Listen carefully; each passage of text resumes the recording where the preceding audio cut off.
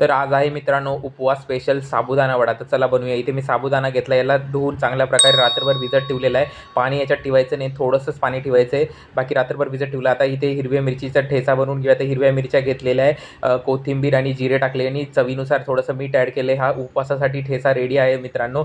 आता आपण रात्रभर भिजवलेला साबुदाणा घेऊया, त्याच्यामध्ये आपण उकडलेले बटाटे ॲड करूया। आता हे बटाटे पूर्ण मॅश करायचे, जी आपण ठेचा बनवला हिरव्या मिरच्या तो ॲड करायचे, शेंगदाण्याचं कूट टाकायचं आहे आणि आता याला सगळं चांगल्या प्रकारे ॲड करून घ्यायचं, मिक्स करायचं। त्याच्यानंतर आता याच्यात चवीनुसार मीठ आणि थोडीशी साखर ॲड करा आणि आता याला चांगल्या प्रकारे मळून घ्या। आता हे मळल्यावर तुम्हाला जशा पद्धतीत पाहिजे तसे गोळे तयार करा, कटलेटसारखे गोल चपटे जसे पाहिजे। आता इथे चांगलं तेल गरम करून घेतले, त्याच्यानंतर तेलामध्ये हे सोडून घ्यायचे। आता एका साईडने भाजल्यानंतर मंद आच करायची आणि आता मंद आचेवर ह्याला चांगल्या प्रकारे तळून घ्यायचे कुरकुरीत। मस्तपैकी आपले साबुदाणा वडे रेडी आहे, झटपटीत असे साबुदाणा वडे जरूर तुम्ही बनवून बघा आणि कमेंट करून सांगा कसे झाले होते। तर चला भेटूया अशा नवीन व्हिडिओ बरोबर, बाय।